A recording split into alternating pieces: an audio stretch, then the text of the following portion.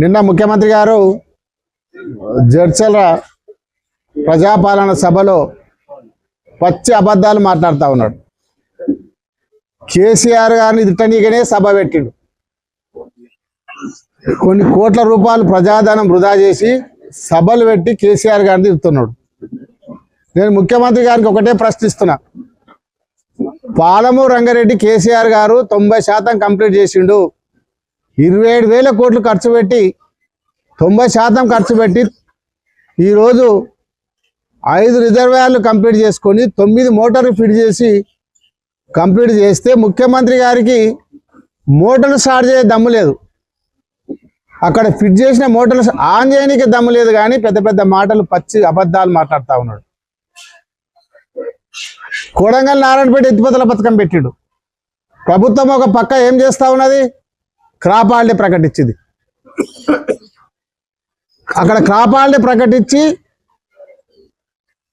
ఇప్పటికైనా శ్రీశైలం రిజర్వాయర్లో మోటార్లు నడుస్తున్నాయి. కానీ జూరాలలో మోటార్లు నడుస్తలే, బంద్ అయిపోయినాయి. జూరాల కింద మొత్తం క్రాప్ హాలిడే ప్రకటించారు. ఎందుకంటే క్రాప్ హాలిడే అంటే ఏంది? ఏ పంటలు వేయకండి, నీళ్లు సరిపోవు, తాగునీటికి కూడా నీళ్లు సరిపోవు అనే ఉద్దేశంతో మీరే క్రాప్ హాలిడే ప్రకటించారు. మన జూరాలకి వెళ్ళి నీళ్ళు తీసుకొచ్చి పెద్ద ఎత్తున మహబూబ్నగర్, పాలమూరు రంగారెడ్డి మొత్తం మహబూబ్నగర్ జిల్లా అంతా శశిశామలం చేస్తా అంటే ఎవరిని నమ్మిస్తున్నావు నువ్వు? ఓన్లీ కమిషన్ల కోసమే నారాయణపేట ఎత్తిపోతల పథకం. నువ్వు కమిషన్ల కోసమే పనిచేస్తావు. నిజంగానే రైతుల మీద ప్రేమ ఉంటే, కొడంగల్ ప్రజల మీద ప్రేమ ఉంటే, పాలమూరు ప్రజల మీద ప్రేమ ఉంటే శ్రీశైలం బ్యాక్ వాటర్ల పాలమూరు రంగారెడ్డి అయితే అక్కడ ప్రారంభించిండు. ఒక 5,000 కోట్లు పెట్టి దాన్ని కంప్లీట్ చేయి దమ్ముందా అని అడుగుతున్నాను ముఖ్యమంత్రి గారు. ఆడ మోటార్లు ఆన్ చేయడానికి చేతన అయితే 8 మోటార్లు 9 మోటార్లు ఫిట్ చేస్తే ఒక మోటార్ మన ప్రభుత్వం కేసీఆర్ గారు ఆన్ చేసిరు. ఇంకా 8 మోటార్లు ఫిట్ చేసి రెడీగా ఉన్నాయి, సిద్ధంగా ఉన్నాయి. ఆ 8 మోటార్లు ఆన్ చేయడానికనే ముఖ్యమంత్రికి చేతన అయితే లేదు. 26 లక్షల ఎకరాలకు సాగునీరు ఇస్తారంట. అదే కాకుండా నిన్న మామనాడులో చెప్తుండే ఒక్క ఎమ్మెల్యేని కూడా బీఆర్ఎస్ పార్టీ ఎమ్మెల్యేకి వెళ్ళాను. నేను ఒకటే ఛాలెంజ్ చేస్తున్నా రేవంత్ రెడ్డి గారు, నువ్వు కొడంగల్లో రేపు రాజీనామా చేసి పోటీ చేస్తావా? 2029లో పోటీ చేస్తావా? ఛాలెంజ్ చేస్తున్నా. నువ్వు కొడంగల్కి వెళ్ళి గెలువు ముందు, నీకు దమ్ముంటే ఫస్ట్ కొడంగల్ నుంచి గెలువు. ఇక మహబూబ్నగర్ జిల్లా ఎమ్మెల్యేల సంగతి పక్కకెట్టు. నువ్వు కొడంగల్ నుంచి పోటీ చేసి గెలువు, నీకు దమ్ము ధైర్యం ఉంటే నేను ఛాలెంజ్ చేస్తున్నా. దేనికైనా సిద్ధం. ఒకవేళ నేను ఓడిపోతే మొత్తం రాజకీయాలకి వెళ్ళి తప్పుకుంటా. నువ్వు కొడంగల్ నుంచి పోటీ చేయి, రేపు రాజీనామా చేయి. మరి నువ్వు బ్రహ్మాండంగా పనులు చేసినట్టు, నువ్వు నేను ప్రాజెక్టులు కట్టినా, ఇంత పెద్ద రైతులకు చేసిన, రైతు బంద్ చేసిన అంటున్నావు, బోనస్ ఇచ్చిన అంటున్నావు. అచ్చే అబద్ధాలు. స్పీచ్ రాందాగా ప్రజలు టీవీ బంద్ చేసుకుంటున్నారు.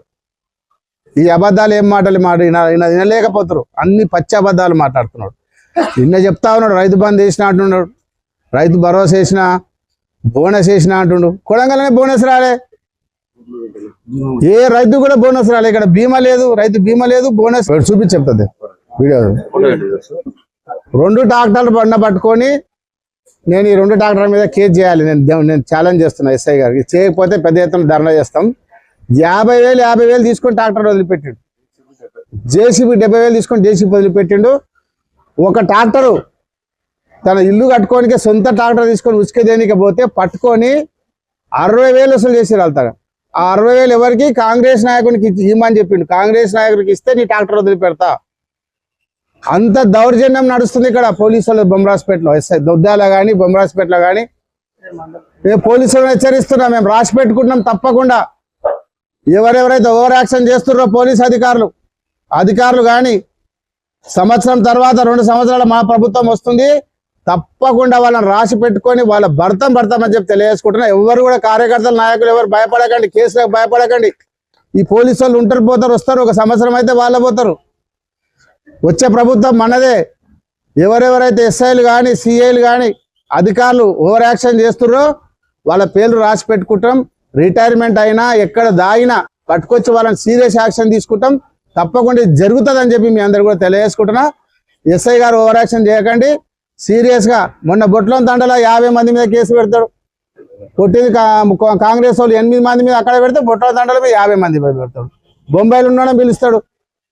అంటే మీరు నాయకులు చెప్పింది తింటారా? డీజీపీ గారు కంప్లైంట్ ఇస్తే పోయి ఒక ఎంప్లాయీ మీద కంప్లైంట్ ఇస్తాడు. పాలెలు చెప్తే ఒక ఎంప్లాయీ మీద కేసు పెడతారు.